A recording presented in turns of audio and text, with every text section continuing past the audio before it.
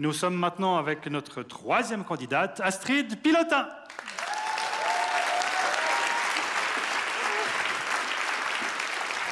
Astrid est doctorante au sein de la chaire de droit de l'innovation de l'Université de Neuchâtel. Bonsoir Astrid.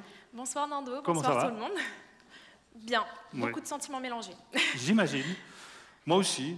À la source de votre thèse, il y a eu l'éclatement du scandale sanitaire des Implant Files en 2018, ce qui a fonctionné un peu comme un déclencheur pour vous.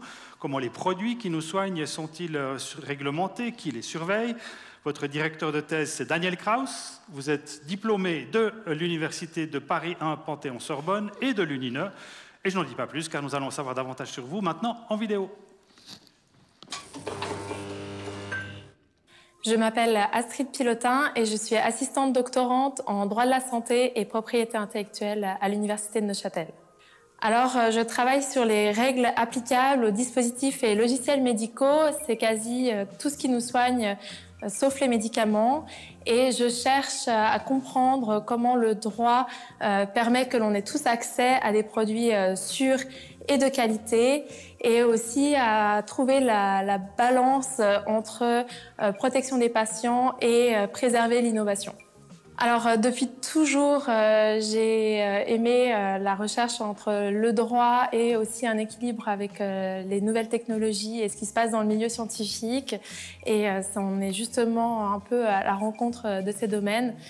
C'est un droit nouveau qui est très récent, où on a beaucoup d'enjeux politiques actuellement, notamment avec l'Union européenne, les États-Unis, et une sorte de course contre la montre pour réguler l'intelligence artificielle.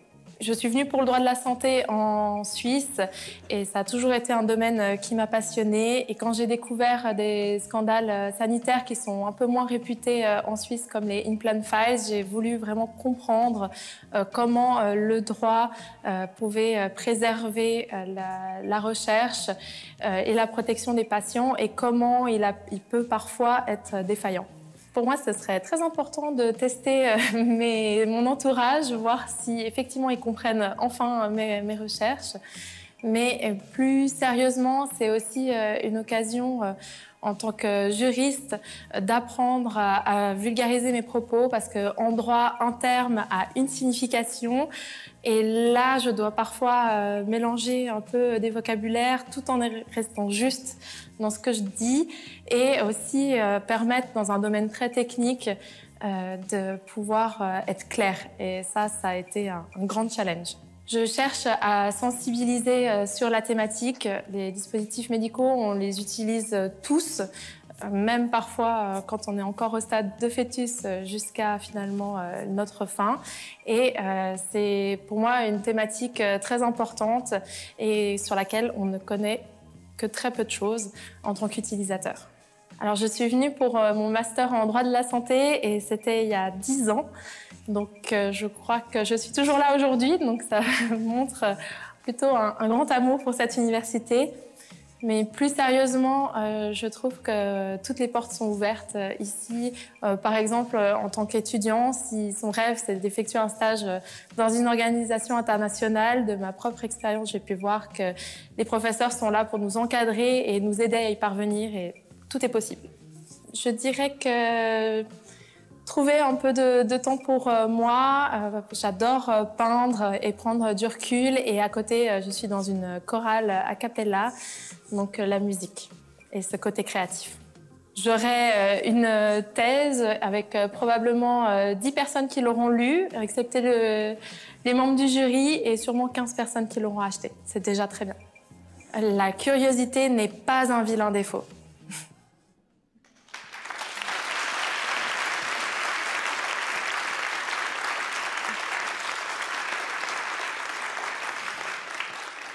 La curiosité n'est pas un vilain défaut, c'est plutôt bien trouvé. On pourrait en faire un slogan pour l'Université de Neuchâtel. Merci beaucoup. Faites attention au copyright. Ah oui. Il faudra qu'on discute. On verra. Petite licence. Une partie des études à Paris, puis arrivé à Neuchâtel, vous vivez maintenant à Cortaillot, comme la commune d'origine de Vicky Huguelet. Oui. Il y a un grand pas.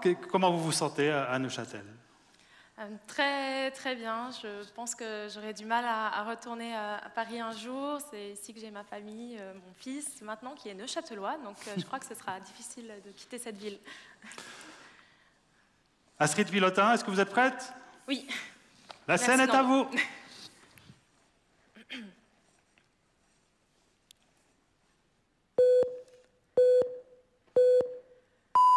Si, maintenant, on regardait de près les lunettes de Céline Barra, on trouverait le marquage CE.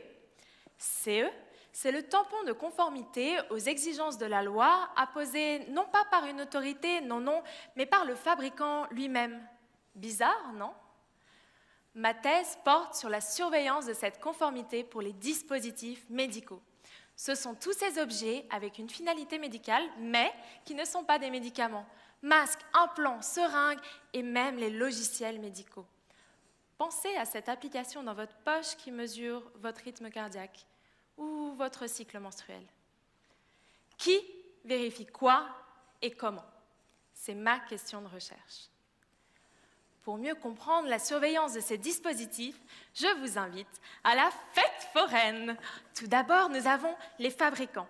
Ce sont les créateurs de l'attraction et les premiers responsables. Puis vient l'autorité. C'est comme les maires de la ville. Ils supervisent la fête, ils s'assurent du respect des règles et que personne ne triche à la pêche au canard. Or, comment l'autorité suisse procède réellement pour remplir son mandat relevait pour moi d'un mystère. J'ai lu ce que je pouvais sur elle, demandé régulièrement une décision rendue. Bref, ma conclusion est qu'une autorité seule ne peut superviser plus d'un demi-million de produits différents, surtout à l'ère de l'intelligence artificielle. Mais les autorités en Europe se font pourtant aider en nommant un organisme certificateur. Dans notre fête, c'est un groupe d'experts indépendants payés par fabricants pour inspecter chaque attraction à leur demande. Pause. Un organisme indépendant nommé par une autorité, payé par le fabricant. Qu'est-ce que c'est que cette embrouille? Ma thèse analyse alors la nature de cette surveillance. Est-ce une affaire privée entre le fabricant et l'organisme ou relève-t-elle d'une sorte de collaboration avec l'État? J'analyse ces relations et comment garantir la sécurité des patients. Mais, avec l'intelligence artificielle, complexe, évoluant constamment, j'estime qu'il faut revisiter le système actuel de surveillance. Il est nécessaire d'adapter des lois pensées à l'origine plus pour un scalpel utilisé par un médecin qu'une IA de diagnostic dans notre poche. De plus, vérifier la conformité de ces outils nécessite beaucoup d'expertise et de ressources. J'argumente alors pour une collaboration entre les autorités de différents pays ou l'implication de nouveaux acteurs. Tout ceci dans un domaine très compétitif et où, contrairement à certaines lunettes, les logiciels traversent les frontières d'un claquement de doigts.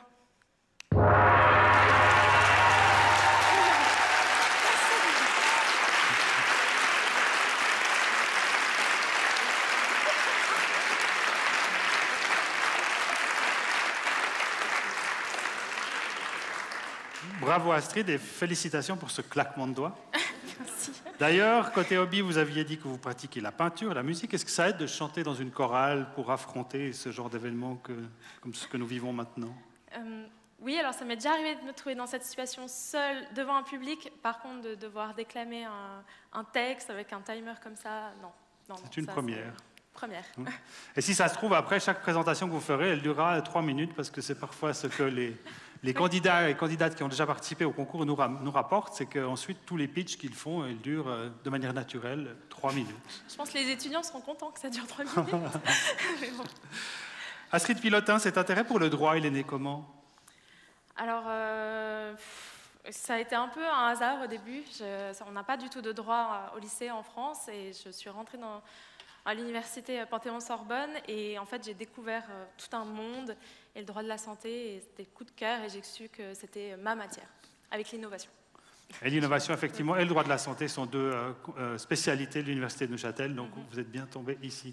Astrid Pilotin, merci beaucoup. Merci beaucoup.